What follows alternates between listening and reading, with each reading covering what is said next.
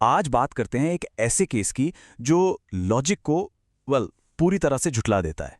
एक पहेली जहां एक आदमी एक गलियारे में चलता है और फिर बस गायब हो जाता है। और यही सवाल इस पूरे मामले का सेंटर है।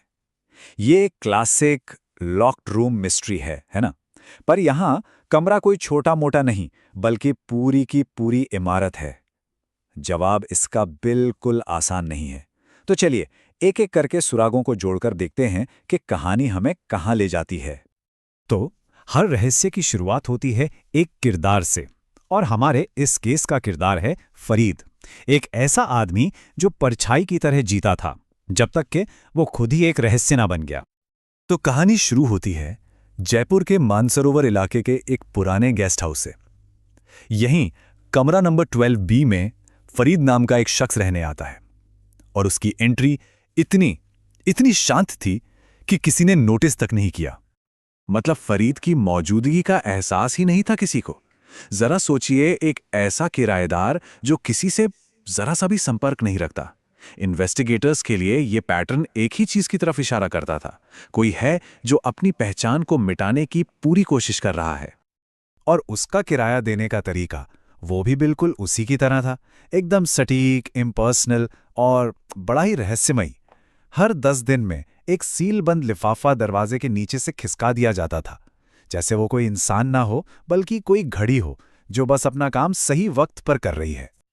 और फिर जैसा कि ऐसी कहानियों में अक्सर होता है, एक दिन ये एकदम परफेक्ट पैटर्न टूट गया, और इसी एक छोटी सी दरार से एक बहुत बड़ा राज बाहर आने वाला था। उस सुबह की शुरुआत हुई एक छोटी सी गड़बड़ी से।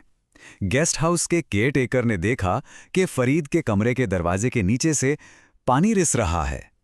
ये पहला सिग्नल था कि उस बंद दरवाजे के पीछे कुछ बहुत ही अजीब हो चुका है। दरवाजा खटखटाया गया, आवाजें लगाई गईं, पर अंदर से कोई जवाब नहीं, सिर्फ खामोशी। एक ऐसी खामोशी जो बाहर बहते पानी के शोर से भी ज्यादा परेशान करने वाली थी। अब बस एक ही सवाल था, दरवाजे के उस पार आखिर है क्या? खैर, जब दरवाजा आखिरकार तोड़ा गया तो अंदर फरीद नहीं था, वो जा चुका था। लेकिन वो अपने पीछे कुछ ऐसे सुराग छोड़ गया था जो जवाब देने के बजाय और भी ज्यादा सवाल खड़े कर रहे थे। सबसे अजीब बात क्या थी जानते हैं?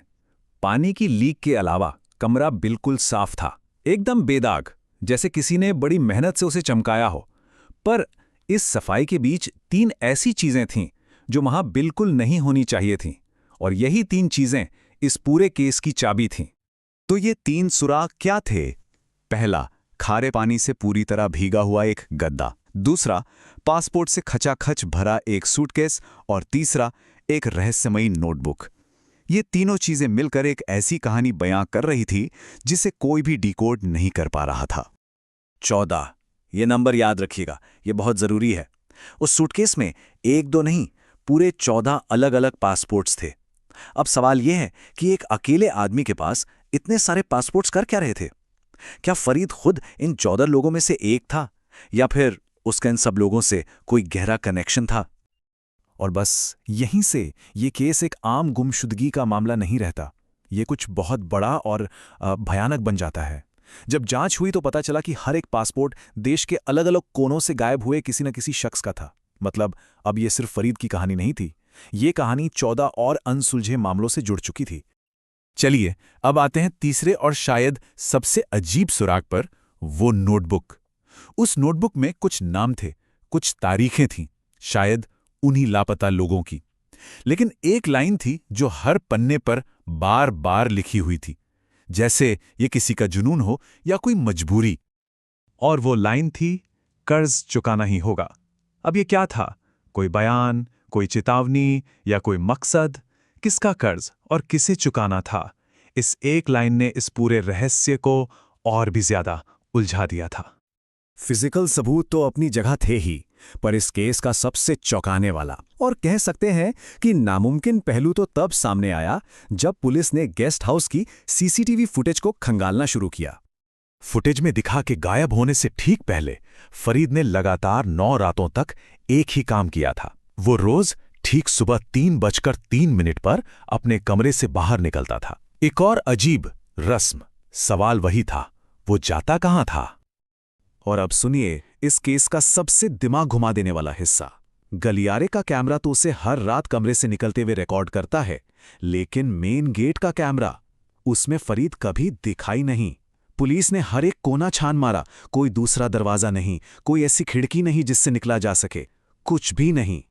इसका मतलब तो एक ही निकलता है, एक ऐसा मतलब जिसे दिमाग मानने को तैयार ही नहीं होता कि फरीद अपने कमरे से निकल के गलियारे तक तो आया, पर उस इमारत से वो कभी बाहर गया ही नहीं। वो बस उस गलियारे और मेन गेट के बीच कहीं हवा में गायब हो गया। तो आखिर में हमारे हाथ में क्या है? एक आदमी जो था भी और नहीं भी, कुछ सबूत जो कहानी सुलझाने के बजाय और उलझा देते हैं, और एक सीसीटीवी फुटेज जो फिजिक्स के सारे नियमों को ही चुनौती दे रही है। आज तक फरीद का कुछ पता नहीं चला। वो 14 लोग, वो भी आज तक लापता हैं। और जयपुर का वो कमरा नंबर 12 भी, उसे हमेशा हमेशा के लिए सील कर दिया गया, जैसे वो कमरा खुद एक सबूत हो जो अपने अंदर एक गहरा राज छुपाए बैठा। और आखिर में हम घूम फिरकर वापस उसी सवाल पर आ जाते हैं। अगर सारे सबूत, सारी टेक्नोलॉजी, सब कुछ यही कह रहा है कि वो इमारत से बाहर गया ही नहीं, तो फिर वो गया कहाँ? ये एक ऐसा सवाल है जो आज भी इन्वेस्टिगेटर्स और इस कहानी को सुनने वाले हर इंसान के जहन में गूंजता है।